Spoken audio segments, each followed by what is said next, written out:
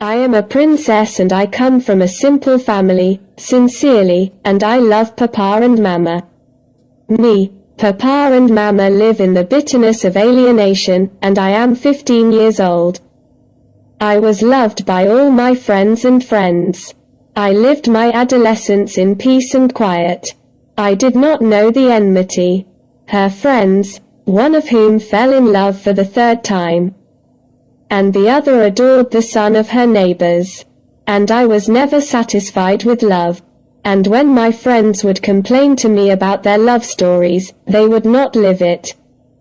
I used to laugh at them and liked to sit on the internet for long hours. All my time was wasted on the computer, while my heart almost broke when the internet was separated. I loved the sites of wonders and opinions and I was searching for them. I loved the conversations of my friends via the internet. From conversations on the phone. One day I was practicing my favorite hobby and was surfing websites from one site to another. I was talking to a friend of mine, and she told me that she had met a girl on the internet. And I refused to talk to guys on the internet, because I considered it was morally and religiously inappropriate. And I considered it a betrayal of my family's trust in me. So I trusted that I would talk to this girl. Charities and acquaintances from all over the world. And my girlfriend got to know him and we used to talk to each other on the internet for hours and hours. My girlfriend was getting more and more like me because I was polite and moral and I loved politics and religion. One day my friend said to me, "I will confess something to you, but I promise that you will not hate me then." I told her right away, "How do you pronounce the word hate when you know you'll goat with me? And you are in the position of my sister." And the girl said to me, "I will tell you the truth. I am a young man in my 20s. And I did not mean to deceive you, but I admired you very much and loved you with all my heart. And my heartbeat became fast and I couldn't slow it down. But I woke myself up for the first time. And I told myself how to love through the internet. And I was the one who was opposed to this way of love. He told me what is important to me is that I love you and you consider me like your brother. This matter belongs to you." The days passed and each of them became increasingly attached to the other. A day came and a princess fell ill and kept her in bed for a week. And when she recovered, she rushed to the internet to find her email is full of messages. And she said to him, "I was sick." And he said to her, "Do not love me." And here Amira weakened for the first time in her life. "Yes, I love you and think of you a lot," she said to herself. "I betrayed the trust of my family in me, and I betrayed the trust of the man who raised me." Amir decided to write this letter to the young man. "God bears witness that I love you as the first love in my life and that I have seen nothing but good things from you, but I love God more than any creature. God has commanded that there be no relationship between the young man and his princess before marriage, and I do not want to disobey the order of my Creator. And I do not want to betray my family's trust in me, as I have decided to write you this last letter. You may think that I do not love you as I write these words and my heart breaks with sadness. And let our hope in God be great. If He wants to reunite us, despite the distance, it will be." Amira wrote this message and sent it to him, and harked Musrata crying pain and sadness. But she is convinced at the same time that this is exactly the right thing. Years pass and she reaches the age of 20, and the girl's love is still undisputed on the throne of her heart. Despite the attempts of many to choose to penetrate her heart, but it was useless. She was unable to love anyone else. Amira and her family returned home. Here, she began her studies at the university.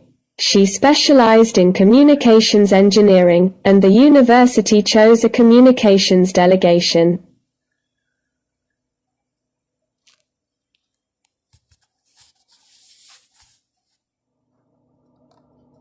Amira was in the communications exhibition and the young man was in her mood while she was wandering in the exhibition.